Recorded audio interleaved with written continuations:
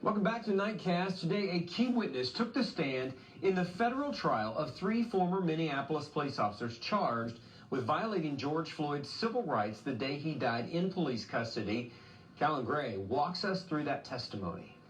In plain clothes, Minneapolis firefighter Genevieve Hansen took the stand Wednesday. Prosecutors showing video of her arriving to the scene at 38th in Chicago on May 25th, 2020, as Derek Chauvin, Thomas Lane, and J. Alexander King appeared to be restraining George Floyd outside of the Cup Foods.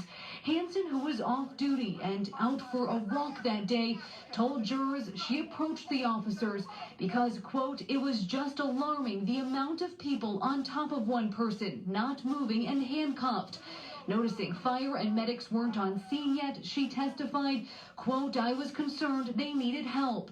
Are you really a firefighter? Yes, I am. But she said she was prevented from treating Floyd. Hansen testified at one point she started recording on her cell phone, telling jurors she focused on former officer Tu Tao because she felt he was in the way of Floyd receiving medical care, and confirming she grew more upset as time passed, saying, quote, I was recognizing this was a time-sensitive thing. He needed help, and he wasn't getting it. Lane, King, and Tao all face 1 count for failing to provide medical aid to Floyd.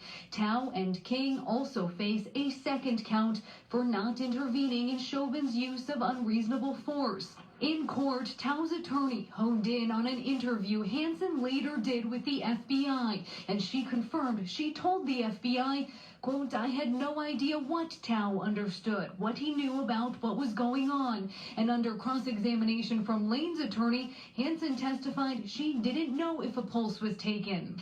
HCMC paramedic Derek Smith, who responded to the scene, also took the stand, testifying he couldn't find Floyd's pulse when he arrived and told his partner, quote, I think he's dead. Smith told jurors he recommended they move Floyd from the scene to provide care to protect his patient's dignity, and testifying he felt the bystanders were hostile, but didn't know that same crowd had been urging officers to provide aid. Do you want me in here or no? Yeah. The jury watched from the perspective of Lane's body camera as the ex-officer got into the ambulance. What was going on? It was a forgery report. Yep. And he was just non-compliant with getting out of the car. Okay. Trying to explain to Smith what happened, Lane also starting chest compressions. Smith testified under cross-examination, quote, in my opinion, he was helpful.